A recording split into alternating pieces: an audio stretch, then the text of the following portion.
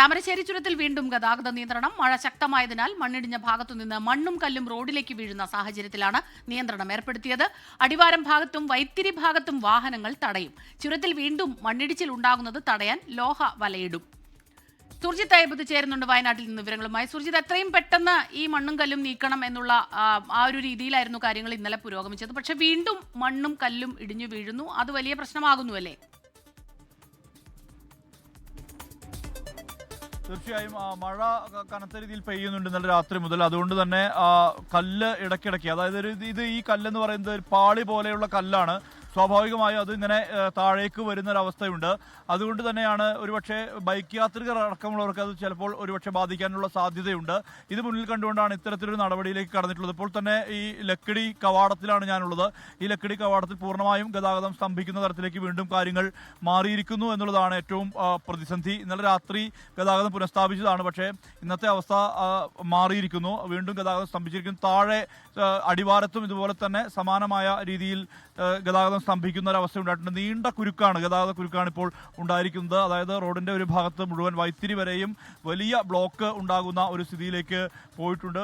ബസ്സുകൾ, ടൂറിസ്റ്റ് ബസ്സുകൾ, അതോടൊപ്പം ഇരുചക്ര വാഹന യാത്രികർ എല്ലാവരെയും തടഞ്ഞിടുന്ന ഒരു അവസ്ഥയിലേക്ക് കാര്യങ്ങൾ മാറി. പക്ഷേ ഇങ്ങനെ ഇതിനൊരു ബദൽ പരിഹാരം ഉണ്ടാകേണ്ടതില്ല. ഒരുപക്ഷെ കോൺവേ അടിസ്ഥാനത്തിലെങ്കിലും ആളുകളെ വിടാൻ വേണ്ടിയുള്ളൊരു സംവിധാനം ഉണ്ടാക്കേണ്ട ഒരു സ്ഥിതിവിശേഷമുണ്ട്.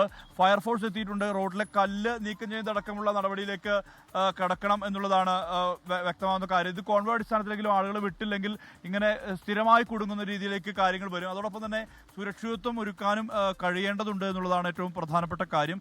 വലിയ ഗതാഗത കുരുക്കിപ്പോൾ ഈ ലക്കിടി കവാടത്തിന് അടുത്ത് അനുഭവിക്കുന്ന ഒരവസ്ഥയാണ് ഉള്ളത്. എവിടേക്കാണ് പോകുന്നത്? എവിടേക്കാണ്? ഞാൻ മഞ്ചേരി. കംപ്ലീറ്റ് ബ്ലോക്ക് അല്ലേ? ഞാൻ ഇന്നലെ പോകേണ്ടിയായിരുന്നു. ഇന്നലെ കുടുങ്ങിയതാണ്. നിങ്ങളൊക്കെ എവിടേക്കാ യാത്ര? കോഴിക്കോട്. കോഴിക്കോട് ഇന്നലെ വന്നപ്പോൾ മടങ്ങി പോയതാണ്. ഇന്നിപ്പോൾ രാവിലെ 7 മണിക്ക് വന്ന് നിൽക്കുകയാണ്. 7 മണിക്ക് വന്ന് നിൽക്കുക. എറണാകുളം ലോക്കാ. ഇതാണ് അവസ്ഥ. എല്ലാവരും കുടുങ്ങിപ്പോകുന്ന ഒരു നിലയിലേക്ക് കാര്യങ്ങൾ മാറി എന്നുള്ളതാണ്. പലരും ഇന്നലെ തന്നെ പോകാൻ തയ്യാറെടുത്ത ആളുകൾ പലരും ഇന്ന് ഗതാഗതം പുനഃസ്ഥാപിച്ച ഘട്ടത്തിൽ വളരെ ആശ്വാസകരമായ കാര്യമായിരുന്നു. പക്ഷേ ഇപ്പോൾ അത് വലിയ പ്രതിസന്ധി എന്നുള്ള തരത്തിലേക്ക് മാറി. അത്ര വലിയ ഗതാഗത കുരുക്കാണ് ഈ മേഖലയിൽ അനുഭവപ്പെട്ടുകൊണ്ടിരിക്കുന്നത്. എവിടേക്കാണ് പോകുന്നത്? ഞങ്ങൾ കോഴിക്കോടേക്കാണ് പോകുന്നത്. നടക്കൂല. ഞങ്ങളൊരു 5 മിനിറ്റ്, ചെറിയൊരു 5 മിനിറ്റ് ഗ്യാപ്പ് കൊണ്ടാണ് ഇപ്പം ഇങ്ങനെ നടക്കൂല. അത് പോലെ നടക്കൂല. തിരിച്ചു പോകാനാണ് പോലും പറയുന്നത്. വേറെ വഴി ഇറങ്ങി 150 കിലോമീറ്റർ പോകണം. ഒരു ബദൽ റോഡ് ഉണ്ടെങ്കിൽ നമുക്ക് പോയേനെ. ഇതാണ് നടക്കൂല. വേറെ വഴിയില്ല. 11 മണിക്ക് ഇക്ര ഹോസ്പിറ്റലിൽ എത്തണം. 11 മണിക്ക് ഹോസ്പിറ്റലിൽ എത്തണം ഇക്രയിൽ. അപ്പോയിൻമെന്റ് ചെയ്തിട്ടാണ് പോണത്. പറ്റലുണ്ടാവില്ല, നടക്കലുണ്ടാവില്ല. തിരിച്ചു പോകേണ്ടി വരും. ഇത്തരത്തിൽ ഉള്ള മനുഷ്യരും പെട്ടുപോകുന്ന അവസ്ഥയാണ് റോഡിൽ ഉണ്ടായിരിക്കുന്നത്. എന്തെങ്കിലും ഒരു സംവിധാനം, ഒരു കോൺവേ അടിസ്ഥാനത്തിലേക്ക് വാഹനങ്ങൾ വിടാനുള്ള സംവിധാനം വേണമെന്നുള്ള ആവശ്യമാണ് ആളുകൾ ഉന്നയിക്കുന്നത്. പ്രത്യേകിച്ച് ഈ ബദൽ പാത അടക്കമുള്ള കാര്യങ്ങൾ ഒന്നും ഈ വയനാടിനെ സംബന്ധിച്ച് നടക്കുന്നില്ല എന്നുള്ളത് വലിയ ഖേദകരമായ കാര്യമാണ്. ചിപ്പിലത്തോടും മരുതിലാവ് ഉൾപ്പെടെയുള്ള ചുരം ബൈപ്പാസ് റോഡിന്റെ പ്രപ്പോസൽ ഉണ്ടായിരുന്നു. ആ പ്രപ്പോസൽ പ്രായോഗികമല്ലാത്ത അവസ്ഥ, അത് നടക്കാത്ത അവസ്ഥ. അതോടൊപ്പം പൂഴിത്തോട്, പടിഞ്ഞാറത്തറ റോഡ്, ഇതൊന്നും തന്നെ നടക്കാത്തൊരവസ്ഥയാണ്. ഈ തുരങ്കപാതയാണ് ഇപ്പോൾ മുന്നോട്ട് പോകുന്നത്. ആ തുരങ്കപാതയും പ്രായോഗികമാകണം, വേഗത്തിൽ തന്നെ പ്രായോഗികമാണെന്നുള്ള ആവശ്യമാണ് വയനാട് പൊതുവെ ഉയർത്തുന്നത്.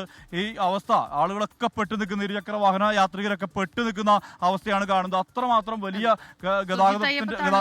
നമുക്കൊപ്പം ചേർന്നത്. യാത്രക്കാർ മുൻകൂട്ടി തീരുമാനിച്ച യാത്രകളൊക്കെ തന്നെ മുടങ്ങിപ്പോകുന്നതിന്റെ ആശങ്കയിലാണ്. പക്ഷെ അവരുടെ സുരക്ഷയും ഏറെ പ്രധാനമാണ്. അതുകൊണ്ട് തന്നെയാണ് നിയന്ത്രണങ്ങൾ ഏർപ്പെടുത്തിയിട്ടുള്ളത്. സുർജിത്ത് അയ്യപ്പത്ത് വയനാട്ടിൽ നിന്നാണ് വിശദാംശങ്ങളുമായി നമുക്കൊപ്പം ചേർന്നത്.